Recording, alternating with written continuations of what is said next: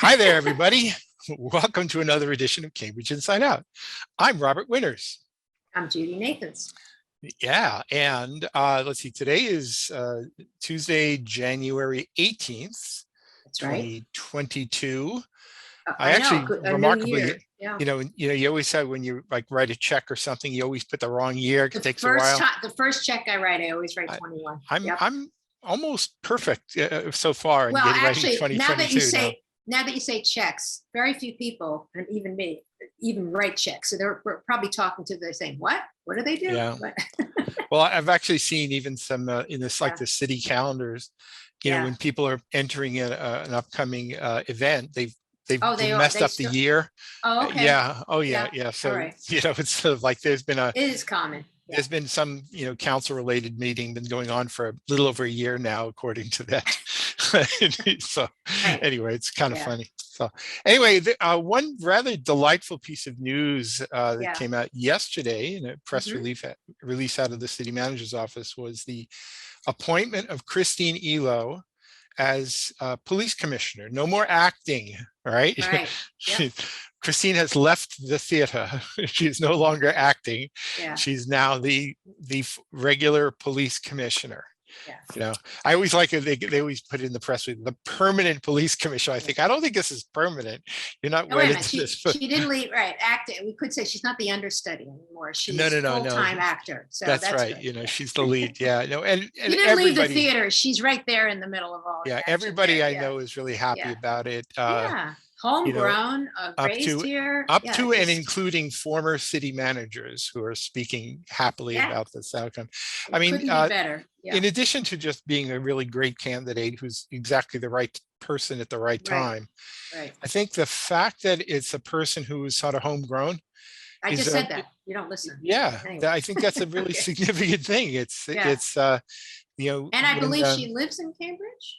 I believe she's still living here. Yeah. Yeah. Well, because that's even unusual there. A lot. Yeah. But back when it was very controversial back about 30 years ago when they moved from having a police chief to a police commissioner, right? A civilian police commissioner, right? I mean, you still wear the uniform and all, but what do you mean a civilian? You don't have to come up through the ranks, and graduate from, to patrol officer to sergeant, lieutenant, superintendent, captain. You don't have to have been in any police force. You don't have to be. Of course, it would be ridiculous to make somebody police commissioner who wasn't, but but it was a civilian position. And then they brought in Perry Anderson as police commissioner. And at the time, it was a very partisan change. There were many of the people within the Cambridge Civic Association were strong advocates of moving from a police chief to a police commissioner. I have to admit, at the time, I didn't really fully appreciate, I still don't fully appreciate the distinction, quite honestly. And many of the old time independents definitely did not want to go that direction. So it was a vote was taken to kind of move in that direction. And then they brought in Perry Anderson, who was not part of the Cambridge police force. He was brought in from the outside. And, and there was resentment. I think it's fair to say amongst some in the ranks that they were, who's this guy, right? It's, what are we probably on our fourth or fifth? I think it was Perry Anderson, Ronnie Watson. There was Rob Haas. But how many of those? And now Granville Bard came from outside. Well, they all did. Ronnie came from Chicago. Perry was, I think, out of Florida. And Granville was Philadelphia, I think. So did resentment then die down about someone not coming through the ranks? It's simply become the norm now. I think it was a tough transition. So it's really good now that I think it's a sign of the maturation of the process that now we're actually bringing somebody in from within the ranks and nobody's complaining about it, right? Well, but also she's a woman, which is wonderful. I think that's great too. Sends exactly the right message throughout. Yeah. But if this was 20 something years ago and they were bringing somebody up through the ranks, there would have been some people raising issues about it, which that's interesting. I don't It goes back appreciate and forth like that. Yeah. Funny. well, I like to think that the police department itself is sort of matured to the point where Yeah. it made sense. I mean, I remember I think it was when Ronnie Watson was commissioner. I could be wrong about this, but I think it was when Ronnie Watson was in there and said, when I leave here, you won't even have to ask whether it would be okay to have the next commissioner come from the ranks. Wow. Right. It didn't actually happen right away, but that was certainly the goal expressed by former police commissioners, is that at some point you won't have to look outside because you're going to be very happy with everybody in the command staff. So in your knowledge, who has been the longest serving police chief / commissioner? I should mean, know that, and I actually don't remember. Is it common to have the same person more than a few years? Yeah. Oh, yeah. Okay. Oh, and in years gone by when it was police chief, it could have lasted That's a what I very, meant. very long time. Okay. Sure. All right. Yeah. Okay.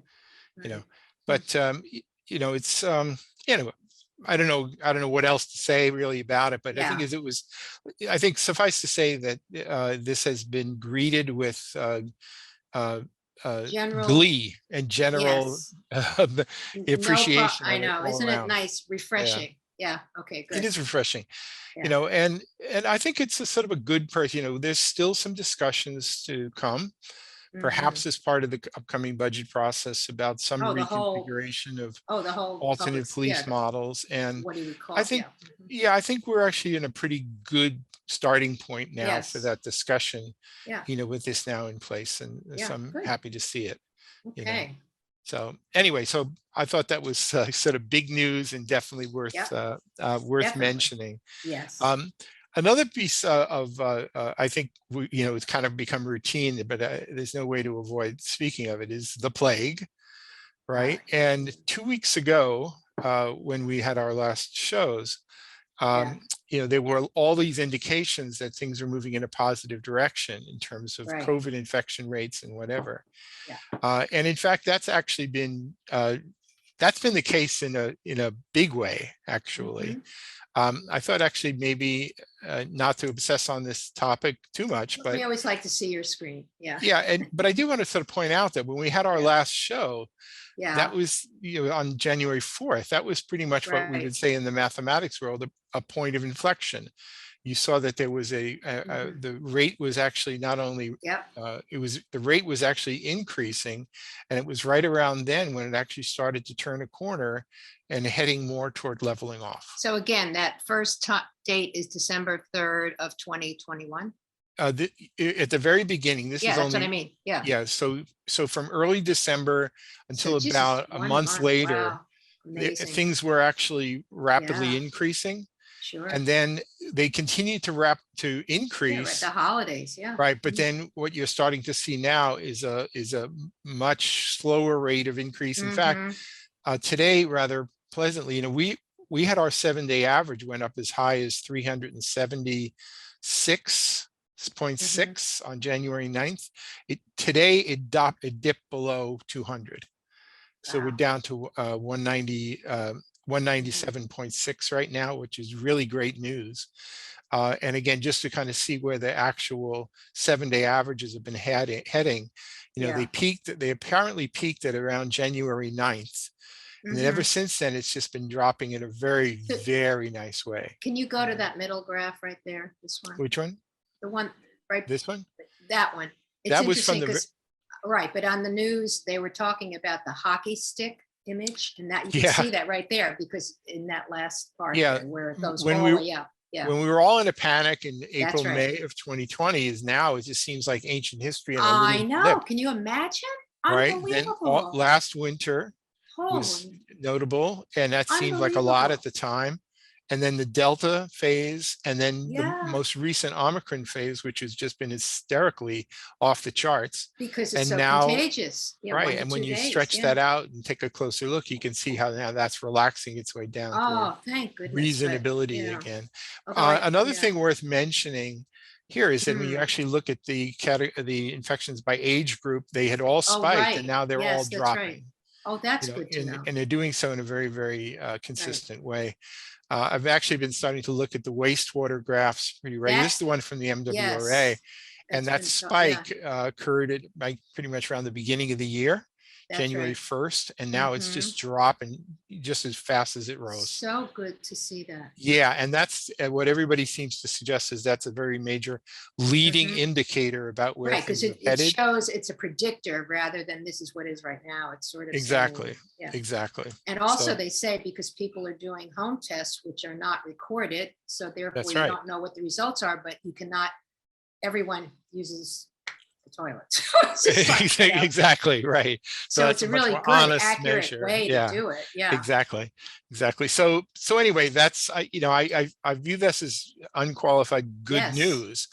I do have to point out though that There was another death 4 days today. ago, Yeah, 3 or 4 days ago, there was a death, and today there was another I recorded know. death. So Right. So it's 130 now yeah, in as Cambridge. what they often say is that the positive tests Yeah. or the wastewater seems to give you the first indicator that something's happening, and then Yes. that's followed by positive tests being recorded, and Right. then that is followed by rises in hospitalizations, Right.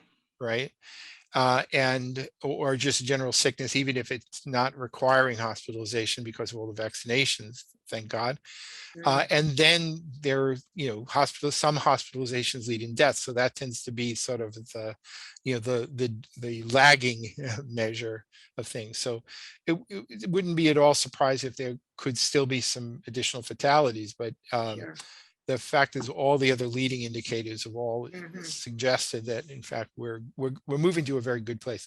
And when you talk to people who are in business community, Yeah. hotel industries and you Hmm. name it, they're all starting to feel pretty optimistic right now, right across the board. Mm. It is kind of Well, strange in a way that there's I all don't this know. controversy about vaccinations and passports and whatever, but by the time all of those rules fully are implemented, we may actually be saying, well, that's nice as a backup, but why? See, we're starting to do it's okay. interesting. You're so positive because to me this was a variant, and there'll be another one, but maybe it will be less and less. But I don't. I feel like there's still things to come. I mean, I Yeah, think everything we're doing though is helping with that. I think You part of the know. reason why variants are spawned is because there's a More. lingering sense of the pandemic. One of the blessings in a kind of a twisted way of having a rapid spread like Omicron is Right. that it comes and it goes and it doesn't linger as long. So And more people consequently, get it, more people get some kind of immunity. Who knows? right, You know. but it Yeah. also means that there's less lag time to allow for the Oh, for more development of new mutations. variant. That Exactly. well, that right. I Yeah. forgot about that part. The Yeah. less lag, that means it can't get that more virulent. So Yeah. that's a good sign. It's a Okay. great sign, All right. actually. Now I feel better. Thank you. Right. But I also want to point out that, Yeah. technically speaking, the Spanish Yeah. flu, as they called it back in 1918, Right. 19, that's still with us. I know.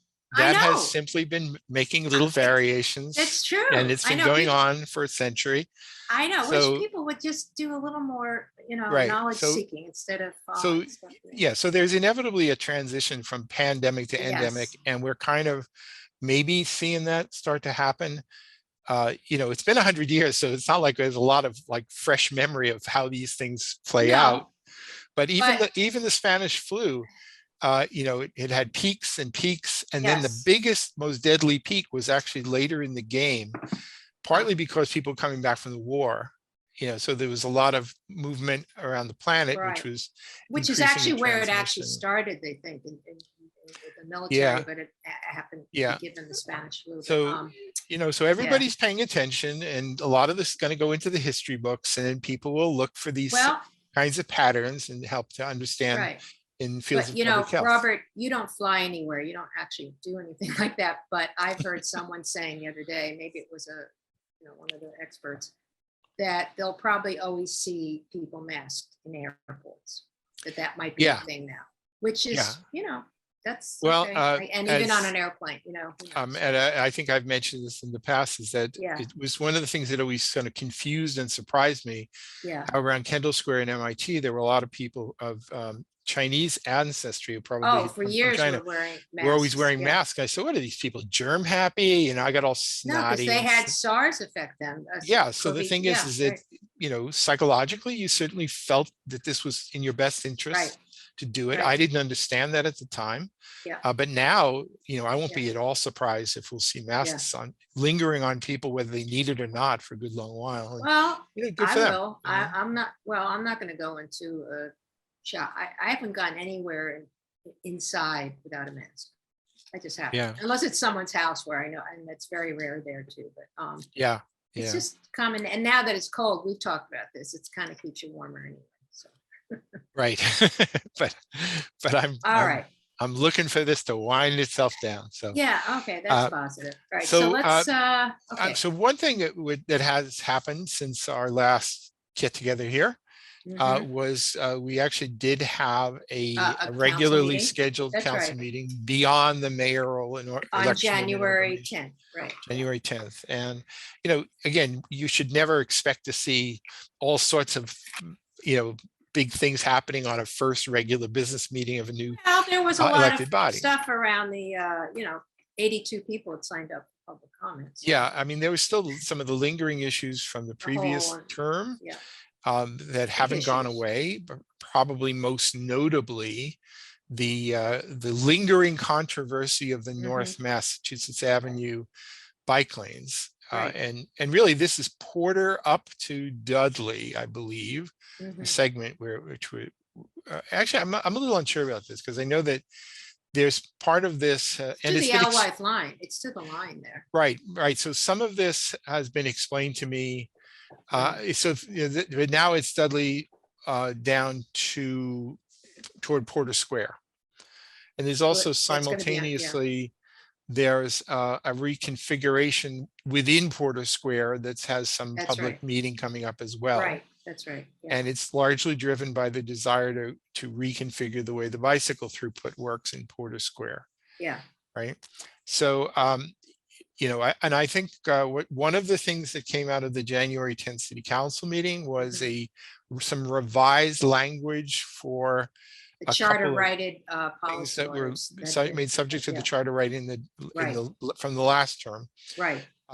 About this. And I think the basic, I mean, I won't say it all, but there was a desire to have some new mechanism for a little bit more community input and back and forth From before actual businesses, not just business prior associations, but actual businesses that were affected. so it's prior to implementation, right? I mean, the ordinance, for better or worse, or whether it should have been written this way or not, is another question. But for what it is, if city departments are feeling obliged to carry this out because of the way the ordinance is written, the notion that you would just sort of plow on through with relatively minimal community feedback or even input, it's kind of been a big issue, right?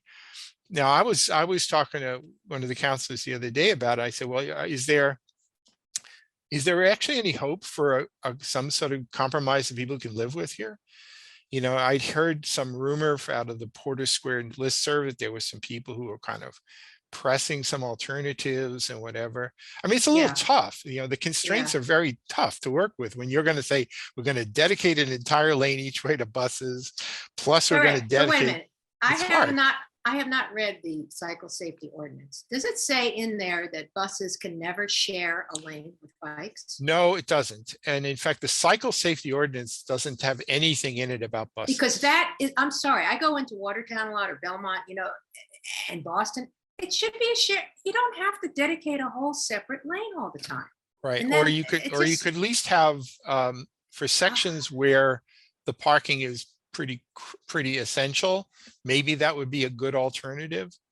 There's so many ways that I have to bring this up because I was just there today and I've been there a lot. The section from Putnam Avenue, and I know that we've got Flexpo, from Putnam Avenue to like where before the post office, before the annex, on the right side, there is no place to pull over for anything. There's no space. It's one lane, and there's restaurants there. Where do they get their delivery? And then today I saw people parked briefly somewhere else where they were blocking cars. You had to go around them because every single time. Dangerous. Well, Yeah. it's as dangerous as any two-lane country road. Basically, they've Do turned people Mass think that Ave. we're gonna not have cars or deliveries anywhere on our streets? I think what they did in the section, sort of from City Hall heading up Yeah, toward that doesn't work. I'm Putnam sorry. Ave, I think they did it It's badly. very badly. And it's every single time I go through there, I have to, at some point or another, driving Yeah, this is, I yeah, have to yeah, yeah. drive into the oncoming traffic lane. Right. Because Obviously I someone is, wait till make yeah, sure there's no car coming straight at me, but I have to do that. I don't think I ever crossed the double yellow line ever on Mass Ave, in all the years I've lived here, but I mean, it's the you only can't, way to get through. And it's often if it's somebody is parking, they have to stop and pull in. So then that stops everything.